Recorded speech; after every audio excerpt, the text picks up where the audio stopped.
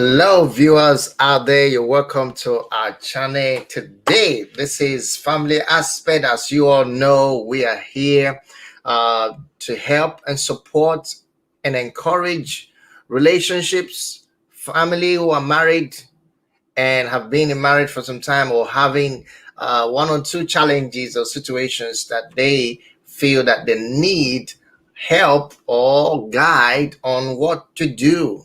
Now, nobody is perfect. Like I always tell people, we are all working towards perfection. But guess what? Every day we are learning. Every day we are improving. Every day we are making progress. So our relationships with others determine how successful our life will be, or how successful we are, or how fulfilled we are. So today, I want to encourage you, if you've been watching us and listening and watching our videos, once in a while, I want you to take those things that we share with you very seriously, because these information are very important. If you want to have a happy, blissful, successful relationship with your spouse, with your children, this is very important. A lot of people take things that we share on for granted, and they don't know that that is just like acting to begin to create a future disaster for yourself.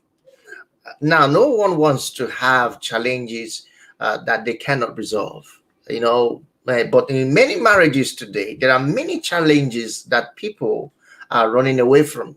People are running away from issues that they can actually patiently, with principles, deal with and be happy and successful and have the victory over such challenges. But you find that a lot of people are running away from, simple issues that can be handled. So one of the things that we hear all the time, even of recent during this pandemic, has been that a lot of people who got married now begin to discover their spouses, their partner, and get bored. Most of them are now like, I didn't know that my partner has this. I didn't know my partner is like this. So we're having a lot of challenges arising in different angles. And also marriages, don't last. Most marriages are suffering. They don't last more than 2 years before you have them, asking themselves, why am I here?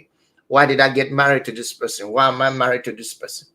And these are some of the things that we need to prepare for, because we have people in marriage that are not really thinking about preparing for marriage. They never thought they should have prepared for it.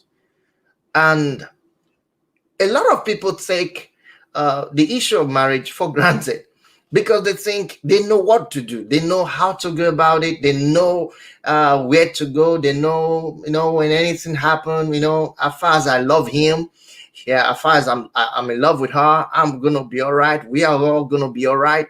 All of those things are not true after 2 years in marriage, because you see, there is this phobia for love.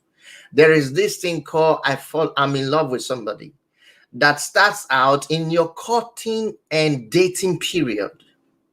When that period is over, when you get married, you don't function anymore by expectations. You function mainly by intentional actions, intentional love. I call it intentional love. Then you become intentional in the things you do.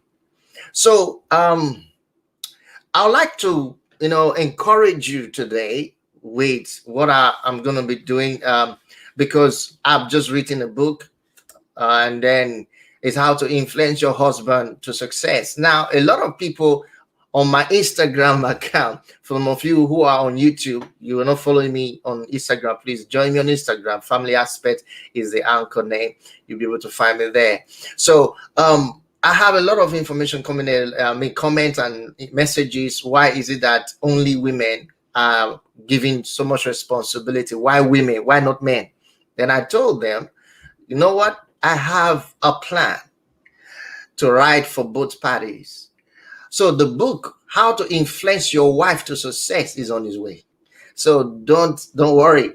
The men will have a feel of their part, because I always want to strike a balance in my teachings. If you watch most of my videos, if I'm talking to men, I will also talk to the women. If I'm talking to the women, I also talk to the men, because I don't want to be on one-sided, like kind of being uh, you know, biased about anything. So, the book on how to influence your husband, your wife, all right, for success is on its way. I'm writing that now, and by the grace of God, that book is going to be out in a couple of weeks. But this one is for the women, and most likely the men will benefit from this book, How to Influence Your Husband to Success. So these are secrets and keys to becoming an effective, influential wife over your husband. Now, when I say things like this, that doesn't mean that this success in quote is talking about riches, houses, properties, and all of that. No, I'm not talking about that in retrospect. I'm talking about the success that matters, the success that leads to a healthy, happy, blissful relationship and marriage life. That's what I intend to bring to you on this book. So we're going to be doing the kind of a review. We're going to do a book review on it. I got my copy here. If you haven't got your copy, please go get it on Amazon right now. It's on there. You can get your copy. The Kindle version will be out on the 21st of February this month, 21st of February, 2021. So you have the Kindle version will be released to you, but the book, the hard copy, is already out. So you can always get your copy of the hard one, the hard copy on Amazon anywhere in the world. Doesn't matter where you are. If you are in Africa, if you are in Europe, if you're in America, if you're in Asia, it doesn't matter where you're watching this video from. You'll be able to get this book on Amazon, and they'll get it to you wherever you are. All right, let's go right into it. Like I said, marriage is not an easy task. It's a very, very hard job. To make your marriage successful is a very hard thing. It's difficult. It's hard, but it's worth it because of the benefit, the beauty, the life, the joy, the peace, the settlement, the fulfillment that you get in it.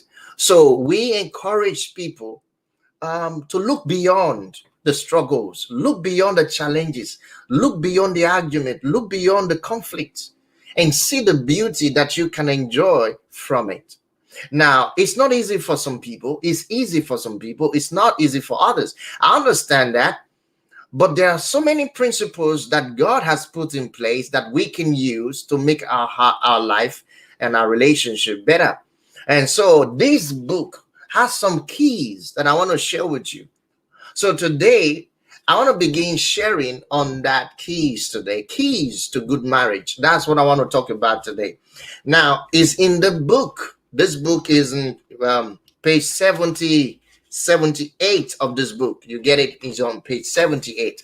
Now, I want to look at some of those things, and we're going to read it together with you. And then I will explain some things, why this is so important to practice. And these are principles. These are not just mere information from what you call like it's not an information you think is coming from experience only. It's not about experience. These are principles that you can use.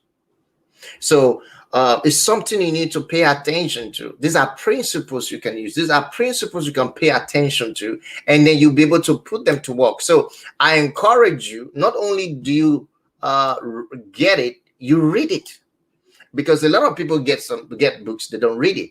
So that's one of the reasons why I'm going to be doing a review on this along with you, everyone watching, wherever you are. And then we'll be able to look into these materials in detail. All right.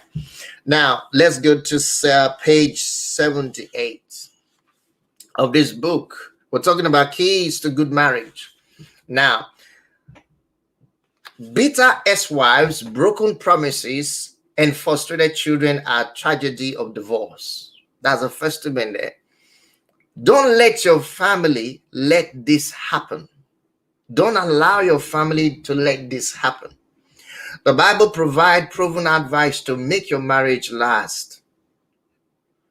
Whether your marriage is going on or going through difficult times, or you are enjoying marital bliss, even if you are not yet married but are considering it, it is God's counsel, the one who created marriage and ordained it. So if you have tried all other things, why not give him a chance? A lot of people have talked about, listening to people who will help them. They have tried a lot of principles, a lot of things to try to make their husband understand, their wives understand that they care about them. And those things are not working. But what I will encourage you to do is to try the principles that God has made available for us. So God's principle works better. So let's see, number one. First, you want to talk about keys. We're talking about keys now to good marriage. So number one, establish a private residence of your own.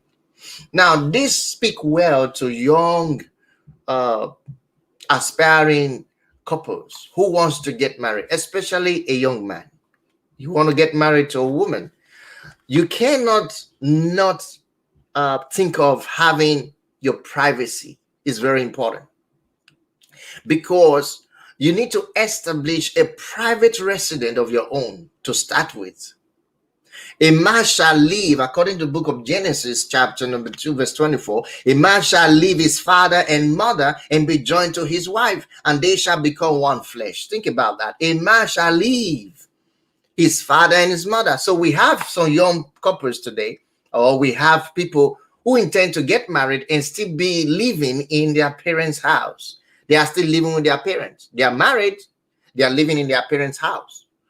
That can be so good for your marriage if you want to have a good, successful marriage. So remember, we're talking about keys to good marriage. That's what we're talking about. So if you want to have a good marriage, then you must think of being establishing your own private residence. You need to have your own place where you and your partner will get to live and get to know each other. So the idea of God that is a married couple should move out of their home, of their parent, of the homes of their parents, and set up their own, even though anything small is required for finances, such as a one bedroom apartment or 2-bedroom apartment, depending on what you can what you can afford. But you must have your own private place that you're living, that you want to set up a private place that you and your spouse are going to live. It's very important. This should be determined by a husband or wife together as one, and stay firm even though anyone opposes it. Your parents may try to tell you, you guys are not ready to stay. You can't afford the house yet. You can't do that yet. Why don't you stay here? Anyone that tries to oppose it, you must not let it happen. So if this theory is closely observed, more marriages will be strengthened, because we have a lot of marriages today, even though they have their own private apartment, but they still have their parents in the house, in that same place. Then you haven't left your father, you haven't left your mother. So you cannot be having a marriage, planning to marry someone, and then still have the influence of your parents in that same marriage. It will really affect the success of it. So that's number one. Key number one, establish a private residence of your own. Now, key number two, your courtship continues.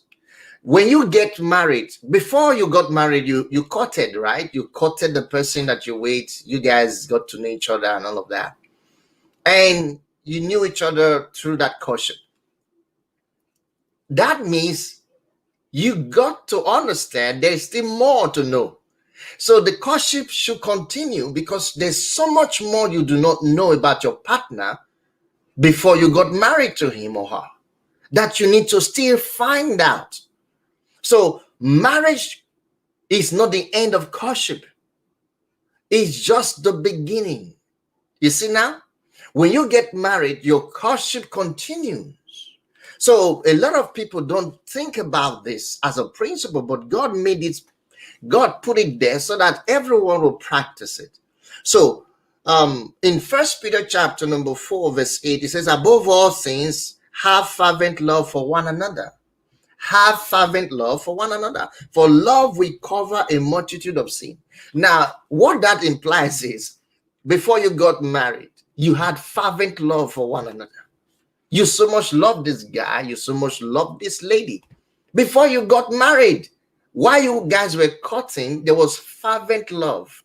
So he says that fervent love should continue. You cannot stop it after you get married, but many people stop.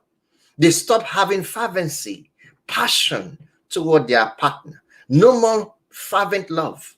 And that is not good, because when you have that going on, it will affect your marriage as well. Then you read Proverbs 31, verse 28. It says, her husband praises her. So that means in this relationship, your courtship continues. Then your husband should be able to see the opportunity to praise you, because you are still doing the things that made him to come into your life in the first place. So those are the very important things you need to look at. Now, let me move on to, because there are several scriptures there you need to get and just read them. It will help you. Let me move on to the explanation part. Your courtship extends into your marriage life or revives it. Your courtship extends into your marriage life or it revives it. Good relationships do not just occur. They need to be established. Don't take one another for granted. And that is one of the challenges that marriage have, whereby couples take each other for granted. I've talked about that before. So don't take one another for granted, or your life may be affected by the resultant monotony. So it's very important to understand that there is a cause and effect here. That's what I'm saying. So by voicing it to each other, keep your affection for one another growing. This is one of the things in courtship. So when you say, how does the courtship continue? This is what you do. You keep voicing your affection to each other. You talk about how you care and enjoy each other. And then the affection must keep growing. The love for each other must keep growing. Because if that doesn't happen, the love will disappear and you could drift apart. So it is not by finding them for yourself that joy and pleasure are found, but rather by offering them to others. So you say, I want to be happy in my marriage. I want to be fulfilled in my marriage. It's not enough to find the person who will make you happy. It's not enough to find the person who will make you fulfilled. But you should be ready and willing to offer that fulfillment, that love, that joy, that peace to the other person. So that's why in marriage it's about giving, not all about receiving, even though the capacity to receive is given to you by giving. So, but you should be able to receive what is given to you. If the other one is giving, you are giving, both of you should have the capacity to receive. It's so important. All right. So spend as much time enjoying fun together as you can. Learn how to enthusiastically welcome each other. All of this takes place in courtship. So you have to learn how to enthusiastically welcome each other, relaxing, visiting, you see, sightseeing. All of these are entertaining events that you can bring into your relationship as the courtship continues. You get it? Eat together. Don't miss the little courtesy. Motivation is so important. And affectionate behavior. affectionate behavior. So surprise each other with favors or presents. All right, gifts. Offer to give each other out love is very important. You make up your mind. You see, I'm saying each other. In other words, it's not going to work if only one person is doing this. The other person that you're married to, your partner, your significant other, should be able to think that I am here to make this my partner, my significant other, feel loved. So I'm giving love. I'm giving love. That should be your goal. Both of you, husband and wife, that should be your goal. So it's so important. It's so important we do that. So you don't want to pull away more than you are bringing into the marriage. So a lot of people are doing that. They want more than they are putting in. So that is where the challenge is. You can't succeed and have good, successful marriage when you only want more than you put in. So you got to put in more than you want to get out. You get it? You got to put in more than you want to get out of it. So the greatest killer of marriage is lack of passion. A lot of times people don't know that passion is what brought them together into the marriage in the first place. And that passion is what will keep you going. They don't know that. These are simple principles, like you would call it common sense. What brought both of you together passionately is what is going to keep you all going. So the reality is you got to stay passionate to keep going. That's where the courtship, the advice of continuing your courtship in the marriage is very important if you want to have a good marriage experience. These are principles. It's something that you can practice. And when you start practicing them, you start seeing the results almost instantly. Almost instantly. You don't have to be 20 years in marriage to be able to start enjoying this. You don't have to be 50 years in marriage to be able to understand these things. These are the things you start enjoying from the day you say, I do, to your partner, and you took that vow for better, for worse, for richer, for poorer, for sickness and health, whatever, all of those laws, all of those vows you made. This is it. Immediately you did that, this principle, it start working. All you need to do is just abide by them on your daily basis.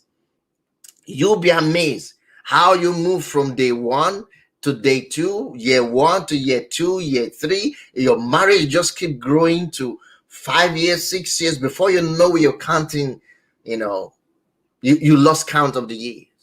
Why? Because the principle become a way of living. It's so important. That's number two I just read to you. I'm talking about keys. I'm talking about keys to a good marriage. And I'm doing a book review on this book, which I just wrote. Is on Amazon right now. And I want you to know what is inside. So I'm sharing some of it. I've talked about these things on most of my videos, but I like to do the review with you so that you all understand and know exactly what is in the book and what to expect. And that's why I'm sharing these thoughts with you. So let's move to number three. Keys number three. Notice the God in the union has joined you together. You got to notice that God is the one that joined you together. Now, this is so important. A lot of relationships don't notice God, that he is needed in their relationship.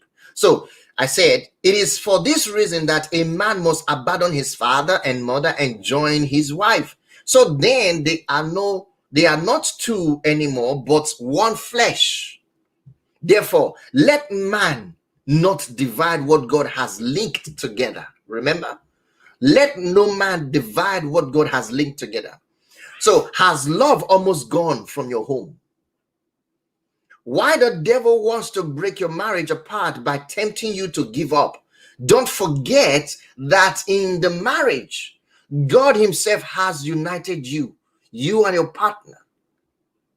And he wants you to stay together and be happy. So if you abide by his holy commandments, he will bring peace and love into your life. All things are possible with God. So don't be desperate. If you ask and leave him, God's spirit can change your heart and your spouse's heart altogether. Okay, your marriage can be destroyed by the wrong kind of thinking. So notice, I said, if you want to have a good marriage life, this is the key. You got to notice the God in the union who have joined you together. You have to take his principles for successful marriage. If you don't notice that, this is where a lot of people are missing it. All right, in their marriage, they think they already have an idea of what to do. You got to go back to the originator of marriage, the one who brought you and your husband together. That God that brought the man into your life in the first place. You got to go back to him and ask him questions about what is going wrong, what is happening to you, what to do right. You need to ask him. You need to go back to him. You need to notice it is God that is responsible for your marriage now. He brought both of you together. So you need to go back to him and ask him questions. This is so important. That's why the principle that he put in place is very important to follow if you want to have a good, successful marriage. That's what I want you to know. Then number 4, if you want to have a good and successful marriage, you need to guide your hearts, your thoughts. Now, the guardianship, your thoughts. I talked about guardianship, your thoughts. That's number 4. Guardianship, your thoughts. You know, in Proverbs chapter 23, verse 7, it says, as he thinks in his heart, so is he. As he think in his heart, so is he. Exodus chapter 20, verse 17 says, you shall not covet your neighbor's wife. That's the thought. Proverbs chapter 4, verse 28 says, keep your heart with all diligence, for out of it springs the issues of life. Covetousness is from the heart, is a way of thinking. Now he says, whatever things are true, whatever things are noble, just, pure, lovely, and good reports, meditate on these things. Philippians chapter 4, verse 8. It tells you what to think about, what to meditate upon.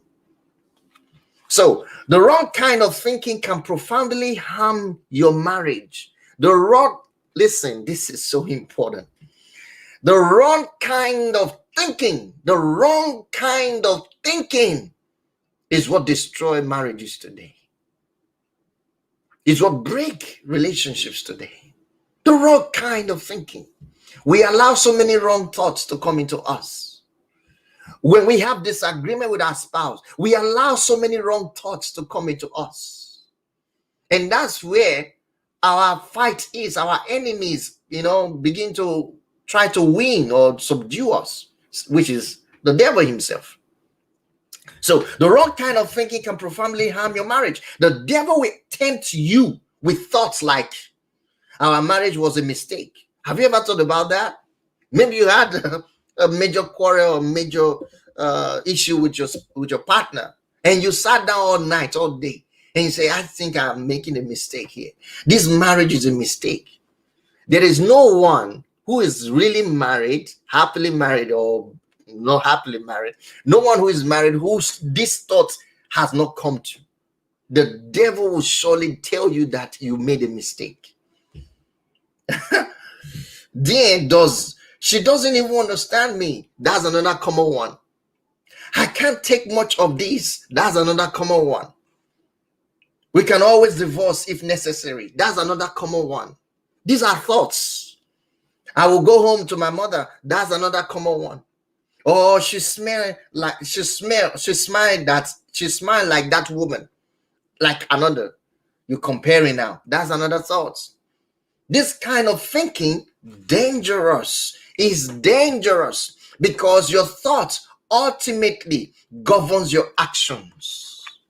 Your thoughts ultimately governs your action.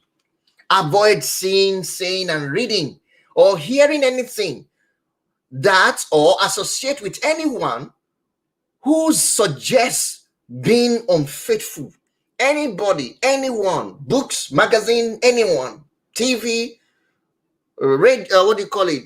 Reality stars, it doesn't matter who they are, that suggest unfaithfulness. You better stay away from those things.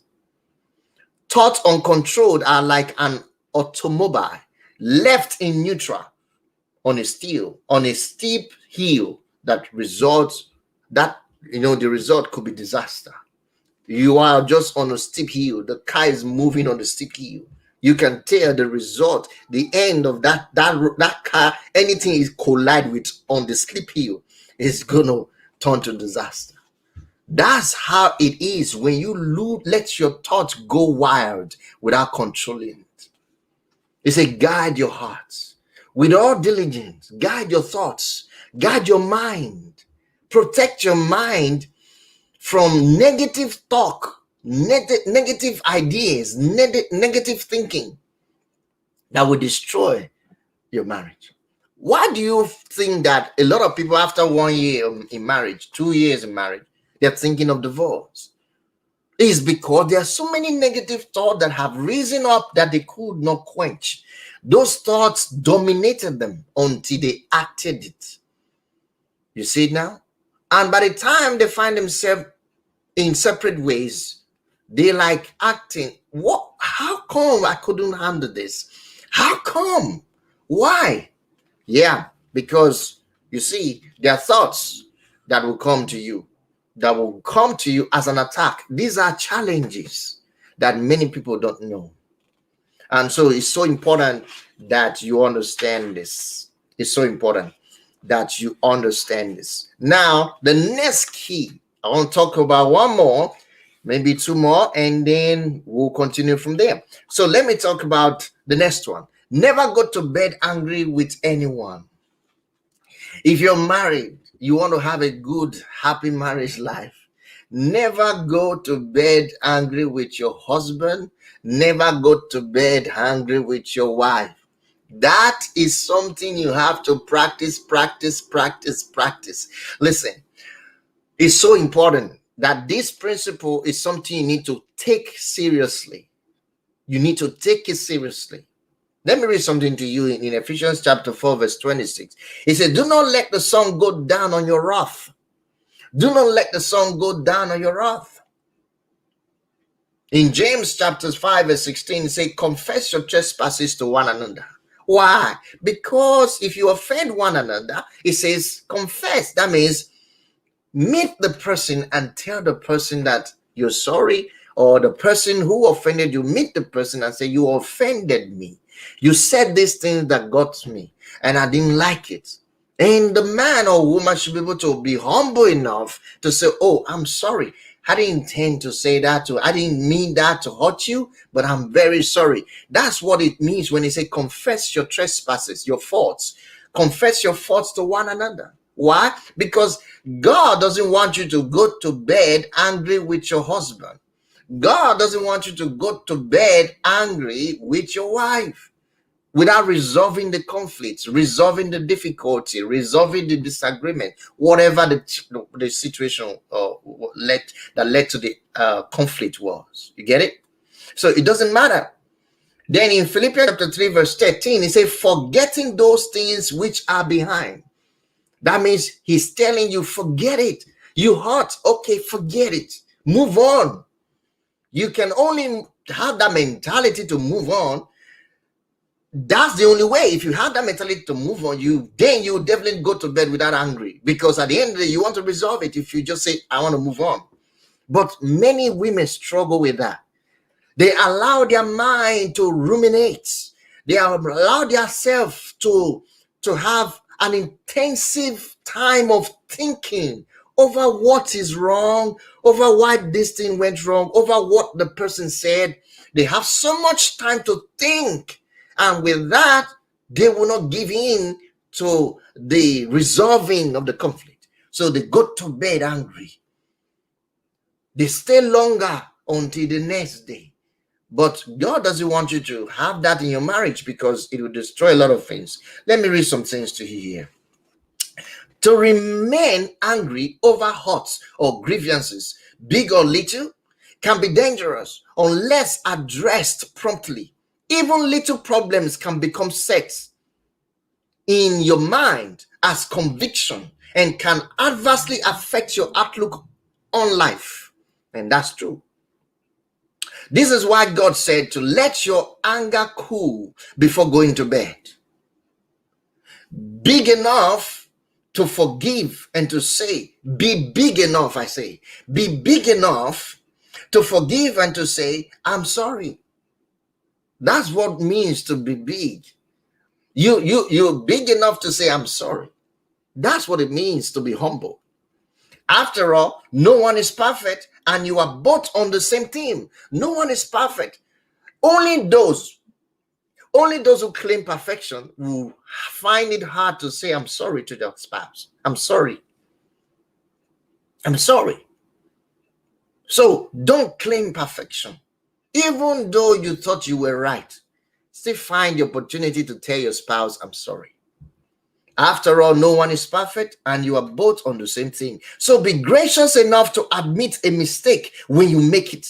Besides, making up is a very pleasant experience with unusual power to draw marriage partner closer together. Did you hear what I just said? I read it again. Making up, when you have conflicts, disagreement, reconciliation, making up is a very pleasant experience with unusual powers and ability to draw your marriage partner closer together. You, both of you, draw you closer together, and God suggests it, and it works amazingly. It works amazingly. So with Christ in your heart and home, marriage will be successful if you will learn to practice never to go to bed angry with one another. Wow. Powerful thought, right? Think about it. It's powerful. Powerful. So much to learn from this book. So much to learn. All right. Now let me take one more. Let's take one more. Let's take one more. This is gonna be nice. We have a lot to go here on the keys of success, so I might have part 2 on this. So there's a lot to read. Now, number 6. Key number 6. Keep Christ in the center of your home. Keep God in the center of your home. Unless the Lord builds a house, they labor in vain who built it. Psalm 127 verse 1. And this is one of the principles that changed my life when I was growing up. Especially when I began to think about marrying, getting to start a family. This was one of the principles that changed my life. Because I needed to know where to draw my strength from, where to draw my inspiration from, where to draw my wisdom from. The same thing goes to you as a woman. You need to know where to draw your strength from. You need to know where to draw your wisdom from, your inspiration from. And that is the builder of the house. And except the Lord builds the house, your family, your home, your marriage, except the Lord builds it, you may be building it in vain all by yourself. So keep God in the center of your heart. It's so important.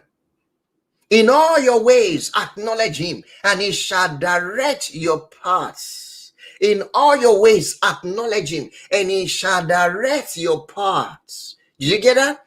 In your ways of marriage, in your ways of influencing your husband, in your way of loving your wife, in your ways, whatever journey you're taking in your marriage, acknowledge him, God. He will give you direction. Do you need direction in your marriage? He will give you direction. So I have some things I wrote down here. This is the best theory indeed, because it is the one is the one that makes all the others. It makes all the others put together. It is not in diplomacy, policy, or our attempt to solve challenges that the essential aspect of satisfaction in the home is, but rather in union with Christ. In union with Christ. Hearts overflowing with joy of Christ will not be far apart for long. All right? Will not be far apart for long. For Christ at home, marriages has a better chance of succeeding. And that is one of the key secrets of my marriage, because Christ, God, had to be the center of it. He's the one that instituted the marriage in the first place. I would be stupid and foolish to think he's not needed. I don't need his advice. I don't need his counseling. He made the woman. I don't know the woman, except God told me. God has to tell me about her. You get it? I don't know much about her, except God has to show me who she really is. God created your husband. You may not know everything about him now, but God can help you. That's the key. You get it now? You need God to teach you about your husband. You need God to give you understanding of who your husband or your wife is. That is the key. So you bring him into the center of your marriage. If you want to have a good, successful marriage, trust me. Trust me. You need this. You need to take this. Accept this. As I'm telling you, it is very important. You may say, well, what about those who doesn't know God? Does it mean they don't have a successful marriage? Oh, you don't get it. It is not about religion. I'm not talking about religion. I'm talking about the principles that God has put in place for marriage success. There are a lot of people who are not religious, but they believe the principles of successful marriage that God has put in place. For instance, love. The Bible says that the husband should not be harsh toward the wife. That is a principle. But there are many people who are not religious that practice that in their home towards their wife. They are not harsh toward their wife. They treat their wife nicely. The Bible says that the husband should not be bitter against the wife, should not be bitter against the wife. There are many people who are not religious, all right, but they practice this principle. So I'm not talking about religion. When I'm talking about putting Christ in the center of your heart, I'm not talking about religion. I'm talking about accepting what God has put in place in your marriage and use it for your advantage. That's so important. It is just to know your creator. Be a friend with your creator, the one who created you. You want to be a friend with him so that he'll be able to tell you more about your spouse and what to do. Remember, we're talking about influencing your husband to success. So this is so important. So it is the bringing Christ into the center of your heart that you need to do. That will make you succeed in your marriage. All right. So understand that this principle works anytime, any day. So that's key number 6. Key number 7 is pray together. Together you pray. Together you pray. Now, this is one of the things about prayer. Prayer is not religion. Again, it is not religion. Forget about what you know about prayer that people do, screaming everywhere and hitting their head. That's not what I'm talking about. Prayer is communion, fellowship, communication with God. All right, listen to this. Watch and pray, lest you enter into temptation. The spirit indeed is willing, but the flesh is weak. Did you hear that? That's what Jesus said in Matthew chapter 26, verse 41. He says, watch and pray, lest you fall into temptation. So there are many marriages tempted today who are falling prey to the temptation because they don't pray as husband and wife. You see that now? They don't pray. You might say, well, my husband doesn't believe in this thing called prayer. All right, I understand that. But you pray for him. Do you? Do you believe? If you believe as a wife, then do the work. Pray. One day, he will give you his hands and let you hold his hand together and say, let's pray. I would like to pray with you too. One day, that will happen. But you got to start. You got to start. Okay, you say, well, that's not true. He has to pray with me. Okay, look at this. James chapter 5, verse 16 says, pray for one another. You see that now?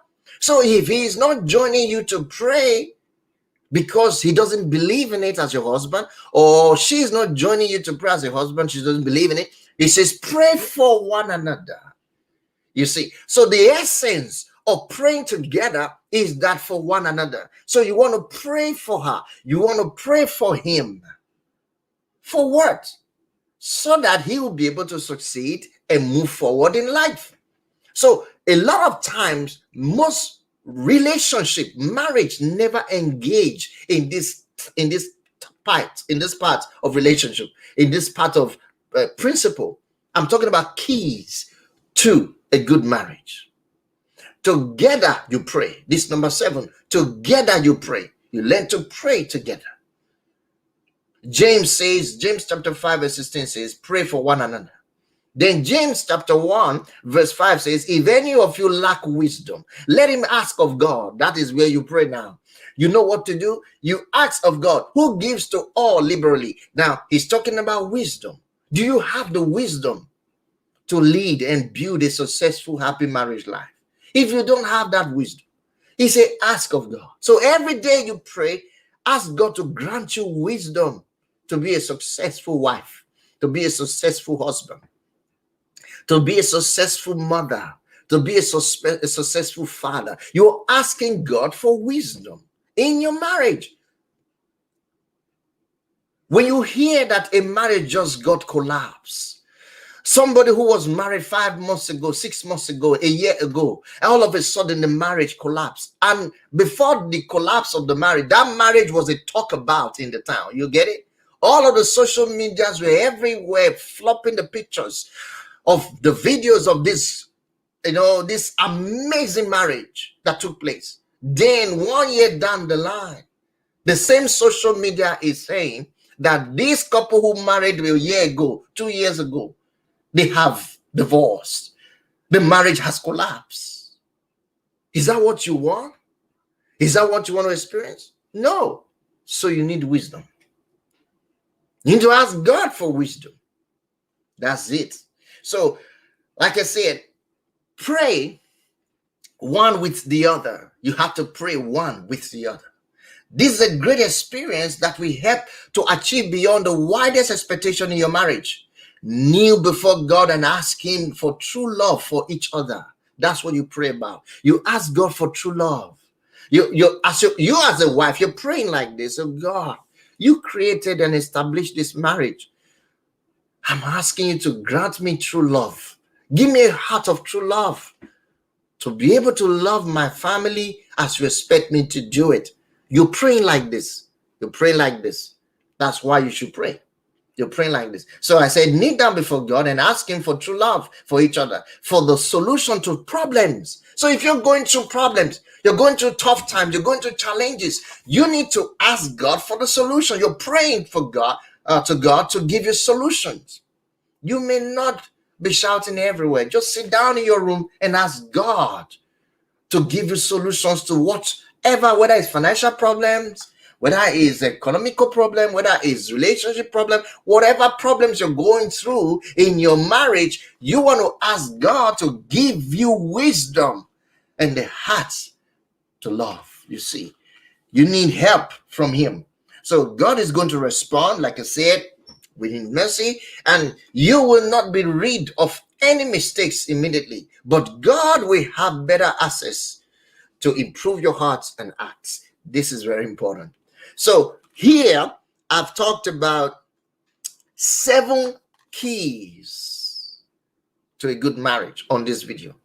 So I'm about to end this on this now because we have a lot to share. I'm going to be sharing more with you on the part 2 of this video. So you're going to watch the part 2. The part 2 is going to come your way on the book review. You're going to see, get ready for it. I might do that tomorrow with you. But if you haven't gotten your copy yet, you can go ahead and read this book right now. Get your copy right now on the screen. You can find on the, on the description below on the screen as you're watching this video right now, live stream. The description below, you will see the link right there. The link is on there and you'll be able to get access to it, to the book on Amazon right now. You'll be able to download it and get your copy. Like I said, the Kindle version will be out tomorrow. Will be released from Amazon tomorrow. So Amazon already got it. So they're going to release it tomorrow to the public. So the Kindle version will be available tomorrow. So if you're watching this right now and it's already 21st of February and above, then you have access. You'll be able to get that book right now. Okay, but if you are watching it right now, today on the 20th February, right now you're watching it, you can have access to the book cover. They have the paperback. You can get the paperback today, and then by tomorrow you should have the Kindle version. All right, so tell me, what do you think? What question do you have for those of you watching? And do you have any questions? Do you have any comments before we'll move on? I would like to take questions or comment. And if you enjoyed this part of the review, and I would like you to make a comment and let us know what you think on this video today, on this book review. So like I said, I already let the cat out of the bag. I said we are going to be having how to influence your wife to success for the men. So the men version of this book is coming. All right. The men version of this book is coming. How to influence your husband, your wife to success. So today we're only doing on the review on the book of for the female. So this one is for the female, and I want you to get it. It will change your life. Trust me. The content in this book is amazing. It's amazing. So I want you to take it seriously and let me know what you think when you have read it. Take time to read it and let me know what you think. So if there's any question, please, I'd like to take questions. If you're there watching now, we're live. This is an opportunity to ask your questions regarding to this. If there are no questions, I will expect to read your comment later on the live, on the chat section.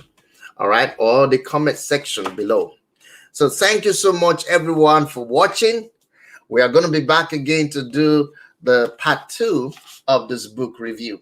But until then, I want you to stay happy, stay blessed, and enjoy influencing your husband for success. There's so much you can learn from these materials. Thank you so much. Thank you, everyone. Yes, Antonia, thank you. This book is loaded indeed. Thank you. So yeah, there is. So today we are going to be off now, and tomorrow we're going to be back to continue from where we stopped on the broadcast. Thank you so much, everyone, and God bless you, and have a beautiful evening out there.